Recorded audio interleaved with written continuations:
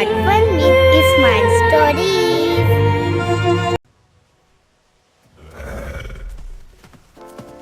बादशाह का बेटा अपने बाप से अलग सोच रखता था। वो एक रहमदिल, शुजा और निहायत खूबसूरत नौजवान था। एक रोज़ वो शिकार के लिए घने जंगल में निकला तो अचानक इसकी नज़र सूरज की किरणों में चमकती डियाना पर पड़ गई। इसकी सादगी, वक़ार और अंदर से उठती रोशनी ने शहजादे के दिल को लम्हों में बदल दिया।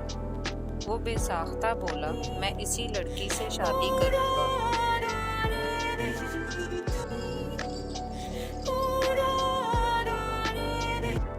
जब शहजादे ने बादशाह से बात की तो बादशाह ने फौरन इनकार कर दिया, क्योंकि वो एक गरीब घराने की लड़की थी। बादशाह को इल्म ही नहीं था कि डियाना ना सिर्फ पढ़ी लिखी बल्कि इसका अखलाक और इसकी गुफ्तगू और उसकी शख्सियत किसी शहजादी से कम नहीं थी।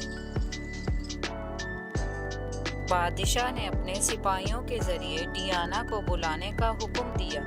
जब डियाना महल में आई तो बादशाह इसकी नरमी, इल्म और वक़ार से हैरान रह गया। इसकी बातों में ऐसी सच्चाई थी कि बादशाह के बरसों पुराने नज़रिए पल में बदल गए। इसने ऐलान किया कि अब सल्तनत की हर लड़की इल्म हासिल करेगी। इस रोशन फैसले के बाद बादशाह ने अपने बेटे डियाना की शादी पूरे एहतराम के साथ करवा दी। दोनों खुशी और मोहब्बत भरी जिंदगी गुजारने लगे। अगर आपको हमारी कहानी पसंद आए तो लाइक करें, सब्सक्राइब करें और दोस्तों के साथ शेयर करना ना भूलें।